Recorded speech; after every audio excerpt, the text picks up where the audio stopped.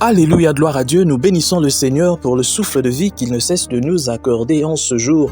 Nous sommes bien vivants et nous attaquons le deuxième jour de ce nouveau mois d'octobre. Que le nom de Jésus soit glorifié. Bienvenue à une minute de prière de ce lundi 2 octobre 2023. Aujourd'hui, le Seigneur m'a mis à cœur de partager avec vous ce passage de Jacques chapitre 5, le verset 12. Nous lisons au nom de notre Seigneur Jésus-Christ.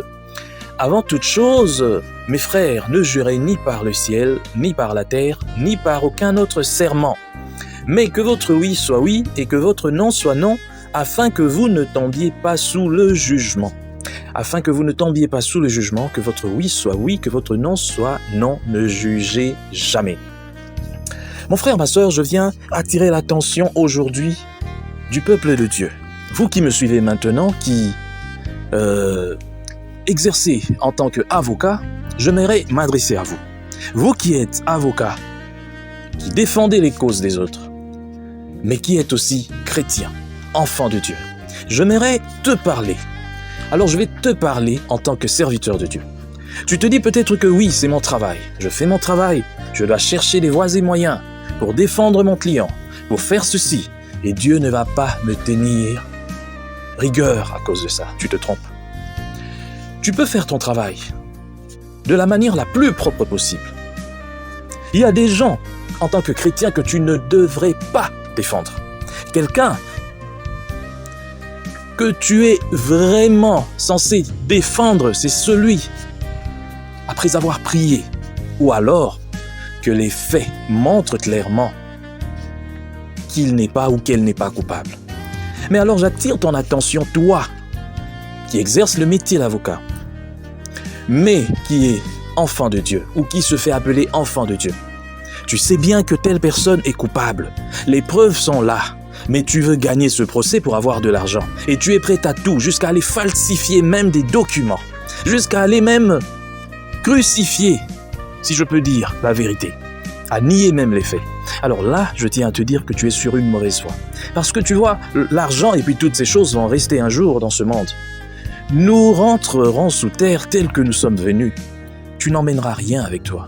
Mais sache que le jour où tu seras devant ton Créateur, cette question te sera posée. Pourquoi as-tu sacrifié la vérité? Il n'est pas dit que si tu dois défendre quelqu'un, tu dois aller à l'encontre de tes principes. Si tu es vraiment avocat, mais que tu es chrétien, tu dois rester sur la bonne voie. Tu ne dois pas faire des magouilles tout simplement pour gagner de l'argent.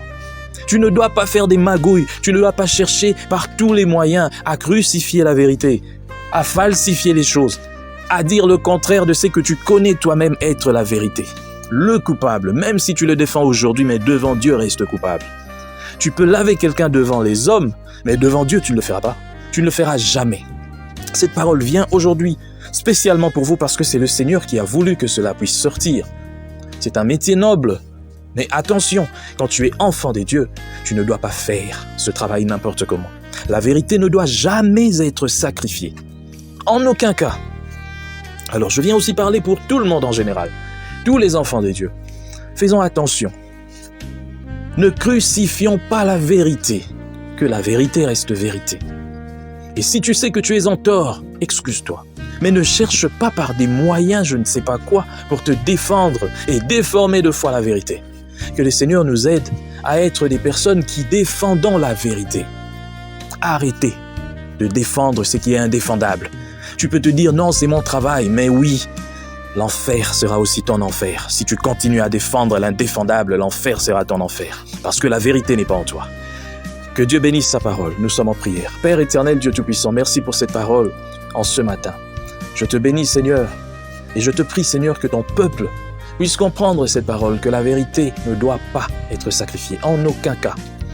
Que gloire te revienne, Seigneur. Merci encore pour cette nouvelle semaine qui commence. Bénis chacun de nous.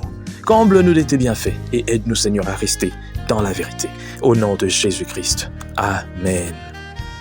Chers frères et sœurs, dans le Seigneur, vous avez l'occasion de servir Dieu avec votre temps, avec votre intelligence, mais aussi avec vos moyens. Soutenez, restez unis dans 1 minute de prière chaque jour. Écrivez-nous, envoyez vos dons ici.